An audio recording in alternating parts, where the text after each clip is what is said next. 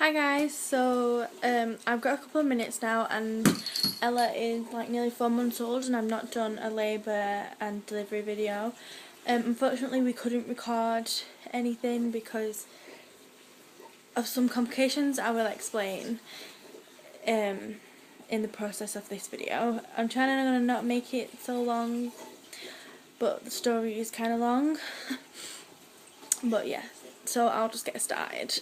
I was 11 days overdue with Ella.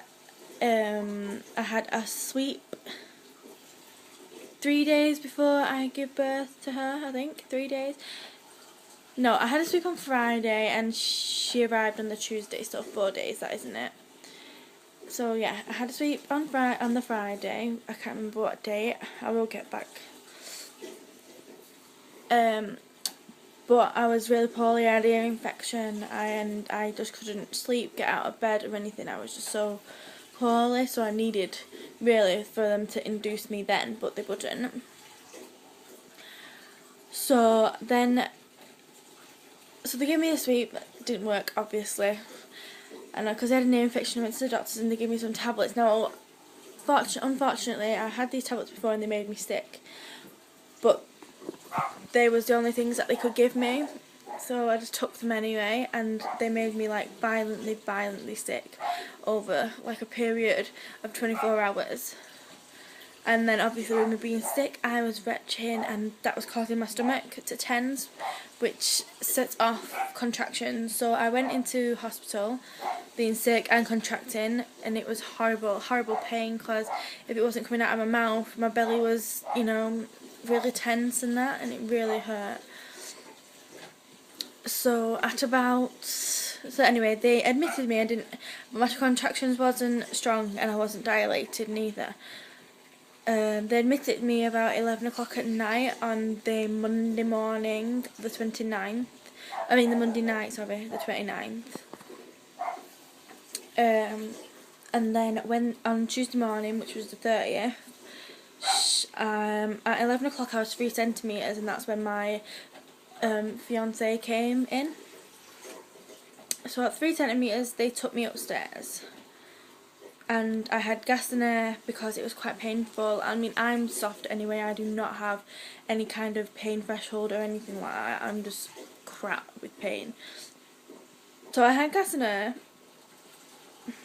Yeah, I had gas and air at 3 centimetres and I had that up until I was about maybe 6 centimetres. Yeah, 6 centimetres. She gave me a shot of diamorphine. Unfortunately, that didn't work, and every time I was contracting from that point, Ella's heart rate was dropping. She wasn't doing very well, and I was really poorly as well, so I couldn't push her out. It was just completely impossible because I was so tired. I've been poorly and I had no sleep. And her head was up like this, which was blocking her from, moving further down into the birthing canal. So she was stuck basically, but I was still contracting. So they tried to take some blood from her head. So they did a thing from her head, from inside me or something, and they couldn't find the heartbeat with the belly strap things that they use. So they decided to put a monitor on her head, which is kind of like a little black tag sort of thing that they stick on their head, and that wasn't getting a heartbeat from her neither. So then they binned that one, scrapped that, and tried to get another one because she was still moving around. They could see that she was moving around, so it must have been like the signal or something, I don't know, on it. So yeah, they got a new one, attached the little tag thing to her head, and they found a heartbeat. She was fine. She was a healthy heartbeat. There was nothing wrong with her. But she just couldn't get out. So and I was 10 centimetres. I got to 10 centimetres by this point. So they decided that if I couldn't push her out, then they'd have to do an emergency section. The doctor that I had, a woman, wanted to leave me for an hour, but the midwife I had, Sharon, I think she was called Sharon. She was so great, amazing. The midwives at the Royal Oldham Hospital, which now you know where I live in Oldham, but was amazing. There was a student nurse there, a young girl, and she was amazing. I couldn't have asked for two better midwives in my life. I'm really glad I got them who I had, because I don't think I could have done it. I mean, I couldn't have done it without my mum, but they were just so supportive, and they just knew exactly how I was feeling, what was going on, and they just knew what to say to me right away. And the poor student midwife had never been in a room before where a woman had given birth, so she never knew what it was like or what was going to happen, and I was her first, and it was so complicated, my labour, with all the stuff that was going on. Poor girl, I must have scared her half to death, but she was amazing. She knew exactly what to do. So anyway, so yeah, the midwife said, no, we're not leaving her, this lady needs to get this baby out now, otherwise they're both going to die, basically. They said her heart rate was dropping too much, so they needed to get her out, and because of how ill I wasn't, even though I was awake, I wasn't there in the room, I was too kind of out of it, sort of thing. So yeah, so anyway, they brought me down to an emergency section, I'd say about 5:30 or like 5:45.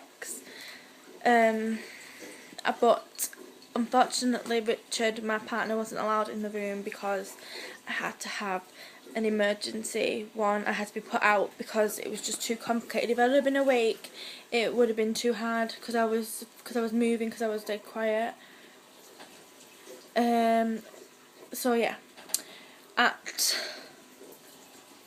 6:30 p.m. no, at 6 p.m. she was born apparently, but I was still out of it because obviously I was under anaesthetic or whatever it's called, so I wasn't awake.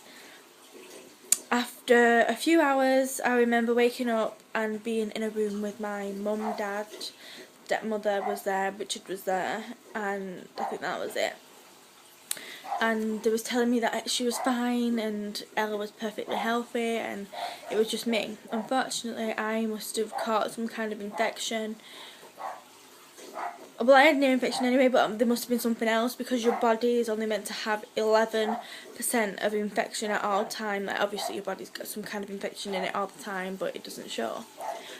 My body was 400% infected with whatever it's supposed to be in, and if you think that your body's only supposed to have 11% of an infection in it, mine had 400, so that was just way too much. So they kept me out of it for about 3 days, so I didn't get to hold Ella or see her for 3 days because I couldn't see her, I was just gone. Day 4 finally was allowed to hold her, and everything like that was amazing. But they still couldn't figure out what was wrong with me, and to this day they never have figured out. I lost a lot of blood. I lost 700 millilitres of blood, which according to my doctor is about 12% of your body's blood. So I was anemic. Also with this infection, so it's quite bad. So they had said that I needed a blood transfusion, but it wasn't a matter of life and death or anything like that, the blood transfusion. So I decided to refuse it, not for any religious reasons or anything like that, just because it freaked me out. I know that it probably now would have been the best thing for me, but the fact is I just didn't like the idea of having someone else's blood in my body. It was just something gross. So I'm on iron. I'm still on iron now. I've got to be on it for 4 months, so I've got 2 months supply left to be taking iron. But yeah, so after a whole month of her life she spent in a hospital.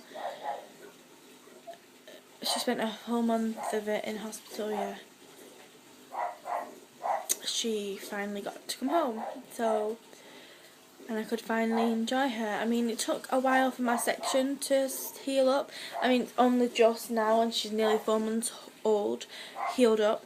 Like, it's still purple and horrible, and because of the infection I had, it didn't heal the way it was supposed to heal, so, you know.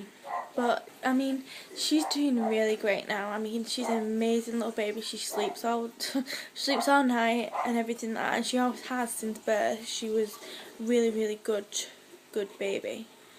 So, yeah, I mean, I'm happy. and I'm happy with Rich, and obviously we're engaged.